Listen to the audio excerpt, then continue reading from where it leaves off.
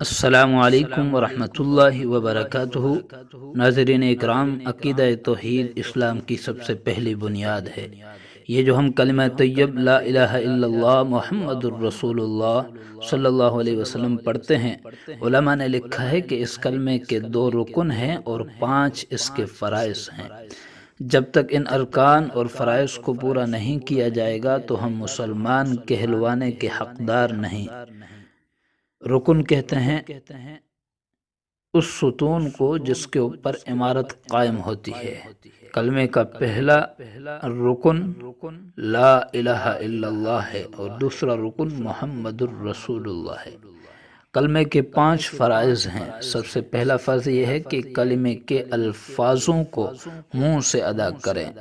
یہ بات یاد رکھیں، اگر کوئی شخص یہ کہتا رہے بلکہ 10 گھنٹے بھی تقریر اسی پر کرتا رہے کہ اللہ وحدہ لا شریک ہے، اللہ خالق ہے، اللہ مالک ہے، اسی طریقے پر پوری زندگی رب کی وحدانیت بیان کرتا رہے، پوری زندگی رحمت کائنات صلی اللہ علیہ وسلم کی مدح ثنائی کرتا رہے، پوری زندگی رسول اکرم صلی اللہ علیہ وسلم کی توصیف و تعریف بیان کرتا رہے اور زبان سے اس کلمہ طیب کے الفاظ ادا نہیں کیے تو یاد رکھیں یہ شخص مشرک اور کافر ہو کر مرے گا، یہ مسلمان نہیں۔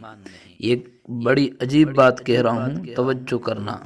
ابو طالب سے زیادہ اللہ کے نبی صلی اللہ علیہ وسلم کا ہمدرد خیر خواہ برادری میں اور کوئی نہیں تھا۔ سب سے زیادہ ابو طالب نے محبوب صلی اللہ علیہ وسلم کا ساتھ دیا، اور یہ یاد رکھو کہ یہ اللہ کو مانتا بھی تھا اور یہ اللہ کو وحدہ لا شریک بھی کہتا تھا۔ اور بڑی عجیب بات یہ تھی کہ حضور صلی اللہ علیہ وسلم کو اس نے اتنا تک تو کہا تھا کہ بھتیجے، اے محمد، جو تیرے رب نے تجھے حکم دیا ہے تو وہ کام کرتا رہے، تیرے راستے میں اگر کوئی رکاوٹ ہوگی تو میں ابو طالب اس کا مقابلہ کروں گا۔ رحمت کائنات صلی اللہ علیہ وسلم کے پہلے نکاح کا خطبہ جو حضرت سیدہ خدیجہ الکبریٰ رضی اللہ تعالیٰ عنہ کے ساتھ ہوا تھا، اس نکاح کا خطبہ اسی ابو طالب نے پڑھایا تھا، لیکن اس سب کچھ کے باوجود مسلمان تھا یا کافر تھا؟ کیونکہ اس وجہ سے کہ زبان سے اس نے وہ لفظ نہیں کہے تھے جن کے کہنے سے آدمی مسلمان ہوتا ہے۔ حضور صلی اللہ علیہ وسلم نے قریب بیٹھ کر کہا کہ چچا جان، ایک مرتبہ میرے کان میں لا الہ الا اللہ محمد الرسول اللہ یہ الفاظ کہہ دے، میں تیری شہادت و گواہی دوں گا، میں تیرے کلمے کا گواہ بن جاؤں گا۔ لیکن اس نے کہا اخترت النار علی العار، برادری کہے گی بھتیجے کا کہنا مان لیا، اس لیے جہنم کی نار تو پسند ہے، دنیا کے عار پسند نہیں۔ اس کی جدائی کا محبوب صلی اللہ علیہ وسلم کو سب سے زیادہ صدمہ ہوا۔ علماء نے لکھا ہے کہ اللہ کے نبی صلی اللہ علیہ وسلم کی آنکھوں میں آنسو تھے۔ قرآن نے اسی وقت کہا انک لا تہدی من احببت ولکن اللہ یہدی من یشاء۔ محبوب، آپ نے اپنی محنت بھی پوری کر دی ہے، ہدایت تو میرے قبضہ قدرت میں ہے، جس کو چاہتا ہوں ہدایت عطا کر دیتا ہوں۔ تو میرے دوستو، کلمے کا پہلا فرض ہے کہ کلمے کے الفاظ کو اپنے منہ سے ادا کریں۔ کلمے کا دوسرا فرض یہ ہے کہ ان الفاظ کو ادا کرنے کے ساتھ ان کا معنی سیکھنا، یہ بھی فرض ہے۔ یہ جو تبلیغ والے بزرگ ہمیں بتاتے ہیں اللہ سے سب کچھ ہونے کا یقین اور مخلوق سے کچھ نہ ہونے کا یقین، نبی صلی اللہ علیہ وسلم کے طریقوں میں 100% کامیابی کا یقین اور غیر کے طریقے میں 100% ناکامی کا یقین، یاد رکھنا یہ معنی نہیں، یہ کلمے کا مفہوم ہے۔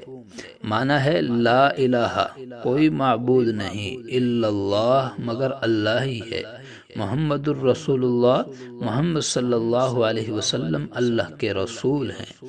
یہ اس کا معنی ہے کہ اللہ کے سوا کوئی معبود نہیں، اور معبود عربی کا لفظ ہے تو اس کا کیا معنی بنے گا؟ کوئی عبادت کے لائق نہیں۔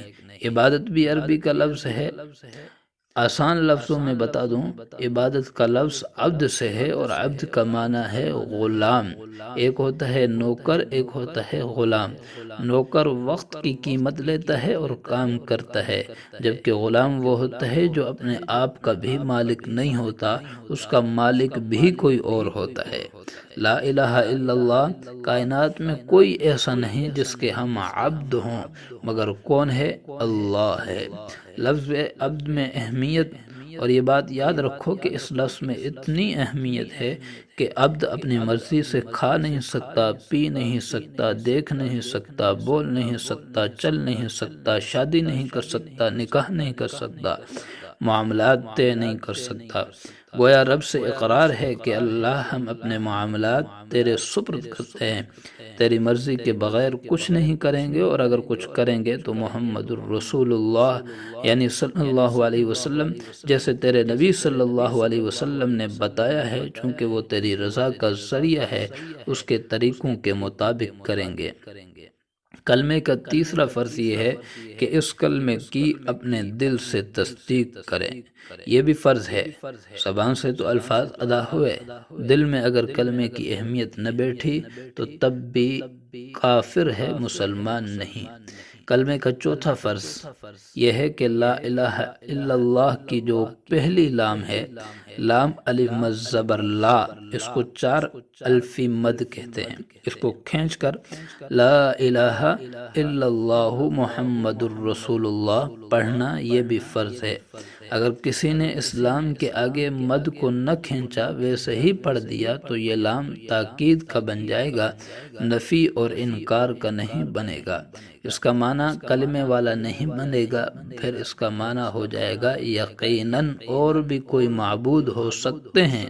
اس لیے لام کو کھینچ کر پڑھنا فرض ہے، تاکہ اللہ کی وحدانیت کا اقرار ہو جائے، نہ کہ کفر کا اقرار۔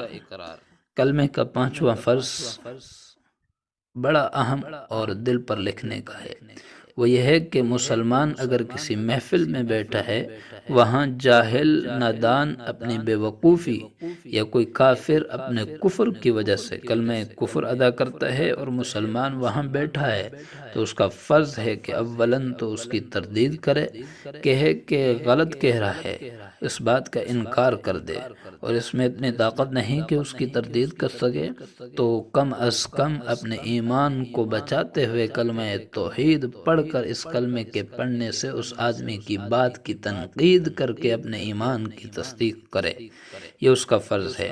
اگر خاموش رہے گا تو اس کے ساتھ یہ بھی شامل ہو جائے گا، چونکہ سکوت رضا کی علامت ہوتی ہے۔